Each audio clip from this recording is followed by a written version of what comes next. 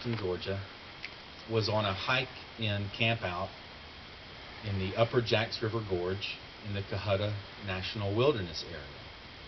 Anybody here familiar with the Cohutta National Wilderness Area? Yeah? You know what I'm talking about. So, east of the Mississippi River, the two largest wilderness areas in America are Cumberland Island National Seashore and the Cohutta National Wilderness Area, both in Georgia. So the Cohuttas on this particular fall day were just gorgeous. Man, I mean, the colors of the leaves and the clear blue sky, the crisp air and the cool breezes, you know, it hardly gets any better, right? The summer heat has broken, yeah? And so as a kid, you know, I'd actually been in the Scouts for a little while, and I'd been on this hike before, actually, several times. So I kind of knew where I was going.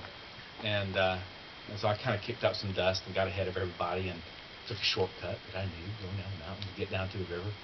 And I beat everybody else to our preferred campsite. And I got there, and nobody else had taken our campsite, so I got my tent pitched and got my sleeping stuff all set up and got my bear rope up and put up my backpack, and I took my fishing rod and tackle, and I got in the Jacks River, and I started walking up the river and fishing. Anybody who knows me really well knows I love trout. I love fishing, catching, and releasing, eating. I love watching them. It's a lot of fun. But the real excuse, of course, is just to be out there, right? To be in nature and to be connected. And there's a silence, but not really. It's more like a cacophony of, I don't know, normalcy. Anyway, it's lovely, and that's what this was like. So as I was fishing up the Jacks River Gorge, you know, kind of hop-skipping from rock to rock and enjoying the cascading water around the huge big boulders and these beautiful, pristine sandbars, right? Pushed right up against the dense rhododendron and laurel, and I was kind of like painting the bank, you know, with my lure and catching fish here and there and releasing them, you know, and it was great. A couple of hours of this just communion. It was starting to get a little dusky, and I figured everybody else had caught up and they were at camp. Probably had excuse me, bug. They had they had everything probably set up. So anyway, I caught one last fish, and as I pulled it in, I was really disappointed to see that this fish had gotten gill hooked, you know, and you can't release those, right, when they're bleeding like that from the gills, and that bothered me. But I thought, well, you know, 1 out of whatever 10, no big deal, and I thought, well, I'll just go ahead and gut it real quick, put it out of its misery. I don't like it to suffer, and then I'll head on back. So I did that, and as I was cleaning it, I realized it was actually gravid and had eggs in it. It's like, more a bummer. And but then I thought, wow. So I remember it was the first time I experimented with like rinsing the eggs off in the water, and then it's like slurping right down. It's actually kind of better than it sounds, but anyway. So I put the fish in my creel, and I, started heading back down the river, and I could see my own tracks, kind of wet footprints, on the rocks, and scuff marks here and there and whatnot. And after just a couple of minutes, I came up on one of these pristine sandbars that I was mentioning that had only my tracks, or should have had only my tracks in it, and my tracks weren't alone. There was this cat print, like that, in one of my footprints.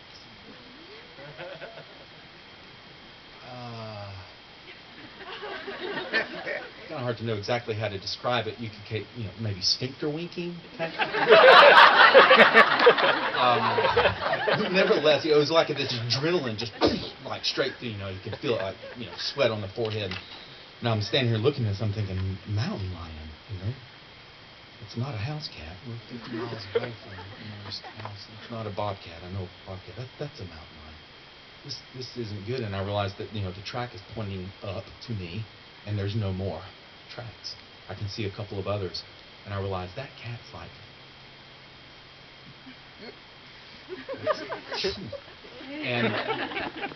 And as I sat there, and that adrenaline surge sort of builds that hyper consciousness, you know what I'm talking about, where it's like, the crisp, clean air is even more crisp, and the blue sky is even more blue, and the fall colors, they're even more fall colory. It's like I'm seeing everything for the first time, or maybe the last. It's beautiful and terrifying all at the same time, And I was like, I am really in the wild right now. And so I sat there and I thought, wow, what do you do? Well, don't panic, don't run, and just be terrified. Which I was, and I remember like in this terror as it rose and this rage rose, and I turned and I looked into the forest and I said, you're probably going to win this fight, but you're going to have to earn every bit of it. That's probably not the way it sounded, because a little 13-year-old boy probably said, you're going to have to earn every bit of it. So, I just was like, okay, I'm going to walk down the stream. I'm just going to go. So I just closed my mind and just locked in and went on. And I felt those eggs rolling around in there. I was like, just keep going. So I was like, just get back to camp, get back to people, don't panic, all this kind of stuff. The whole time I could feel the hair on my body just like straight up, and it was so straight up that my follicles hurt, I was like, just a little longer, just a little longer, just a little longer, and then I smelled it. Wood smoke. Yes! Wood smoke. And so I picked up the space a little bit, and I turned around the corner, and as I came around the bend, I saw it, the big Boy Scout bonfire. More smoke, more fire, and I felt all that just relax away, right? And needless to say, in that moment, I fell in love with fire. Not rocket science to figure that one out. I didn't tell everybody right away when I got back to the camp what had happened. I did tell the scoutmaster before I went to sleep, just in case something happened that, I wouldn't have to say I actually knew that there was a cat. That would have been really bad. But I sat there all night long, as the kids were all telling stories and stuff, and I thought to myself, I love fire. I don't ever want to be without fire. I want to learn everything there is about fire. I want to learn how to make fire. I want to learn how to make fire from nothing. If I've got nothing, I still want fire. And as I thought about that, the whole time I realized, fire is really the one thing that sets humans off from all the other animals. Technology, yeah, but fire is the one.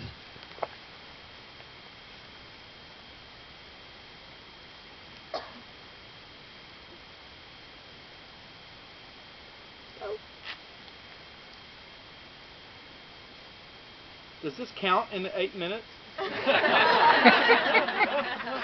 Grace period.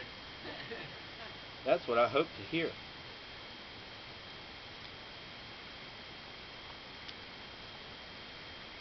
The more I thought about fire, the more I thought about that fact that fire sets us apart from humans. All my friends who are here, they're probably thinking, oh, so that's the explanation.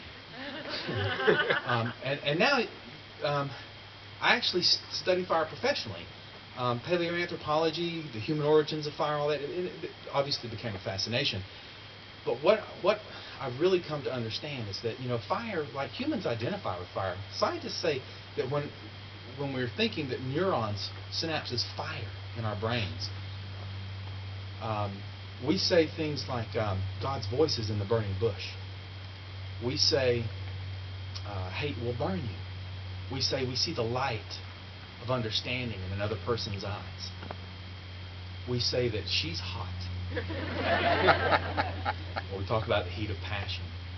We say, when we die, the spark of life goes out of your eyes. So there's a lot of philosophy there, but I do know this, fire is a powerful, magical thing. And if it's true that our neurons fire and those synapses are electricity, and electricity is a fundamental property of all matter, and the reason that two cold sticks just made a hot fire is because, one ion phase shifted on the atomic level and released a particle of energy, and created an unrestrained chain reaction. Okay, that's a good myth. Cool. But the reality is in some way, then fire is what cosmos uses to carry consciousness, right? As I ponder consciousness and wilderness, modernity, my humanity, your humanity, mystery, I never forget how grateful I am for fire, for light, for life.